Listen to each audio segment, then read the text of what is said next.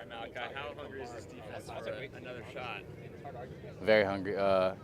We didn't play well last time we got on the field. We were trying to make up for it, be physical, play fast, play as hard as possible. What's the message been since that game against UNLV? Do your job, man. Yeah, that's what we failed to do last time. So make sure your emphasis on do your job and do it well. Did you guys take, that loss personally and just how many points they put up? Very personal. I'll say how you couldn't. If you didn't take it personal, you'd be wrong. Yeah. And what did you do in the bye week to kind of prepare for or take time away? Um, Kind of took time away, refreshed like mentally and stuff. But I was still watching film and stuff, just getting body right, trying to get fresh for the next stretch of games. And when you put the film on and see this Washington State quarterback, what's the first thing that pops out for you? Mobile. He's mobile. He's a good player, we're getting prep for him. And then just the idea of being back inside Valley Children's Stadium in front of your home fans, how exciting is that for this It game? feels great, man. This is always great to play in front of the Red Wave. So I'm excited for that. So he's a bigger quarterback, right? They said he leg presses like 400 pounds or something. What does that mean for the physicality of the line? Like how physical do you have to be up front? Very physical, you don't change the physicality. You just come ready to play, like regardless height, size, whatever. You just come ready to hit somebody. I'm not okay. That's all we got for you. Thank you, sir. Yep. Skipper mentioned, based on you catching your breath over there, is it safe to assume today was a pretty intense practice? Yeah, I mean it's we call it Dirty Tuesday. We gotta get after it, start the week off right, getting prepared for this game. I'm out of win because we did extra stuff for, on linemen, right? But yeah, it was good work today, and I'm excited for this week for sure. How do you feel health-wise? Because Coach Skipper mentioned how you were playing against UNLV, but you weren't 100%. Do you feel closer to 100%? Yeah, I do. I've been getting better every day. So obviously, when you play a game, you take a couple steps back, right?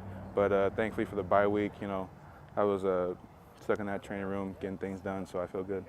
And Washington State, what kind of looks do they give you defensively? Compare that defensive line to maybe others you face? Yeah, so they're a good attacking defense, right? They want to get on you quick and cause disruption, right? They have a good D-line group, right? Their unit's pretty good, pretty veteran group, so it's gonna be a challenge for us for sure. And but we just gotta go in there, head held high, high confidence, and get the job done. What have you been dealing with, mostly with injury-wise, and where are you at? Like, are you 100% or 80, 90, or? Yeah, I'm close to that, right? Stings with my knee, right? Just any lineman can tell you the same story, right? Stuff happening to your knees, but at the end of the day, I feel good. I'm ready to go, and I'm just glad to be back out here for sure. You're a leader on this team. How important have the last 9 days been? As far as rallying the troops. No, it's been important. Obviously, UNLV, that was a hiccup for us, and it was based on leadership and the guys in that locker room, coming together, understanding that's not us, and building off that, and all right, that happened. So what now? What, right? How do we move on, and how do we be better than that? Is this like a turning point for you guys in the season? Like you guys could go one of two ways. Do you feel that way, or? Only way to go is up, really, and that's everyone's mindset on this team, right? Like I said, that was a hiccup, and we just got to keep going, be on the rise every day, and that's our goal. What did the O-line learn over the last 2 weeks? We learned just what we need to work on internally, right? We all had to go home, take a look in the mirror, see who we are and what we have to do, how we play to our strengths, and work on our weaknesses, right? And luckily we had that bye week to address those things, and I think the energy is high, and guys are just ready to go. Is there something in particular that you see with the O-line play? That maybe an area where you guys can get better, and if so, what is that? It's a good question, honestly. I would say, we talked about this week, violence off the ball, making sure, that film is out there for other teams to watch, right, that UNLV game. So they're going to try to scheme us up the way they did, and just taking that game, that film, building off that, all the twists and stuff like that, all the pressure they're going to bring.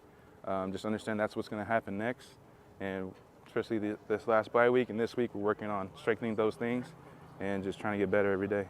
How much, I guess, do you take it personally, when I take some criticism of the O-line, right? I always take it personal, yeah. So, No, just being an O lineman, and people look to me as a leader of the group.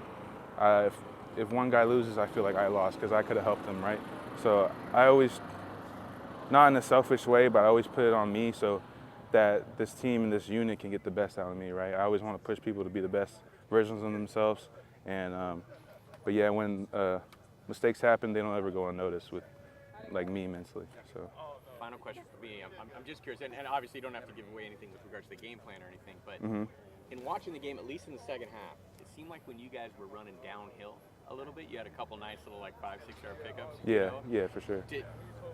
How much do you enjoy that as an offensive lineman, and do you think maybe, like getting back to that could help this team, like when it comes to the physical brand of football? Yeah, for sure. I mean, this team has confidence in these coaches and their schemes, right? So, going off what you said, seeing that happen, it gets, in any situation, right, it gets the whole line going.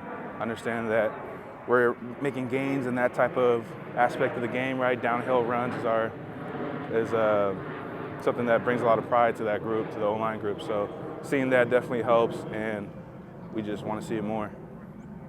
Thank you, Jose. All good. Thank you. How was your bye week?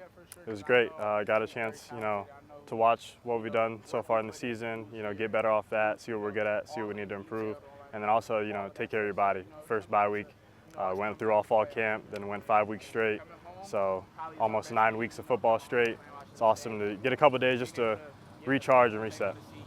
What was it like seeing the tape at UNLV? What was that again? Sorry. What was it like seeing that tape at UNLV? Final question. Obviously not what we wanted to put on the field that Saturday, but we take the information, we watch it, and we get better off it, and that's what it's all about. Because bad things happen in life, bad things happen in football.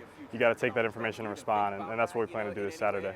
As a leader on this team, how much maybe where you stand in that reach out to other guys and be like, put that aside, focus on what's ahead? Yeah, all the time. I mean, any play, because any play can go bad, you know what I mean? So you can't dwell on that play. You have to move on, reset, and get ready for the next snap. How excited is this defensive unit in particular to respond to that Vegas loss? Very, very. To get a chance to go in front of the Red Wave and probably sold-out home crowd, and after a performance like the previous week, to get out and show what we're capable of, we're really excited, and we plan to do that. To turn the page on this week's team, 4-1, receiving votes to be ranked, top 10 offense. What do you see when you prepare for Washington State? Very good offense, explosive. Their quarterback is a playmaker. The offense runs through him like any offense, but he's their leading rusher, leading passer, so we got to be able to limit him. How do you go about preparing for somebody like that who can kind of beat you in multiple ways? It's all about being disciplined, because guys like that, when they break out the pocket or he's on the run, sometimes people come out of coverage, sometimes people lose their gaps.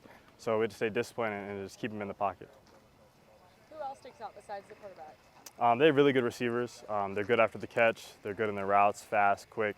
So we have to be able to cover them, let our D-line get to the quarterback, keep him contained, and then make plays on the ball when they throw.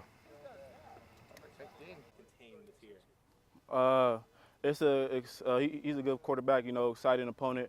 I feel like we faced a lot of running quarterbacks this year so far. It's nothing we haven't seen before.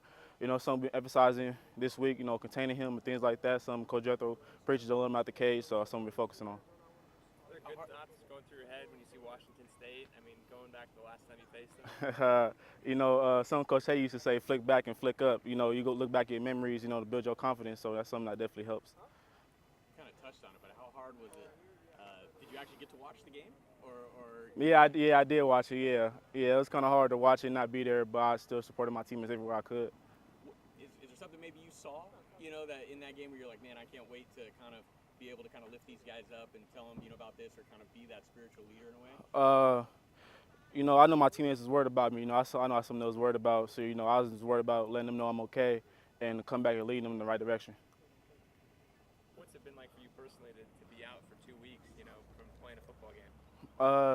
That's something that's never happened to me before. It kind of hurt. It kind of, disappointing to see that. But I'm so glad to be back, because the game could have been took away from me. So I learned to appreciate it more. We mentioned the Washington State game last time in that bowl game, right? That finished off kind of an epic turnaround, right? And you guys aren't at that same spot. You're 3-2 right now, but you're coming off a difficult loss.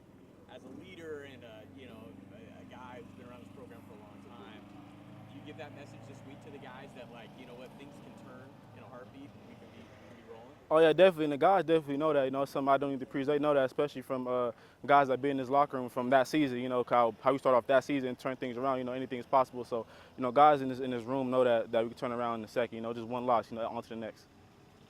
I know you kind of focus on the game in front of you, right? You know, and it's like you're maybe not worried about it in this sense, but it is a future Pac-12 opponent, right? One of the teams that in the Pac-12. Deep down, is there kind of like a sense of, hey, we kind of want to prove that you know we belong, you know, when that ends up happening? We know we belong here. You know, all the guys that came before us have proved that a long time ago. So, something we're not thinking about. Cool. Glad you're good, Eva. Last one for me is, you know, being away from Valley Children's for a month. I mean, what's the one thing you're looking forward to about this home game? The Red Wave being there, you know, especially versus this opponent, you know, that I haven't came to Fresno like since the 90s or something like that I've seen. So I'm excited to be back at home. The Red Wave out here rocking, probably another sold out game. So, you know, I love our fans. Thanks, Eva. Thank you.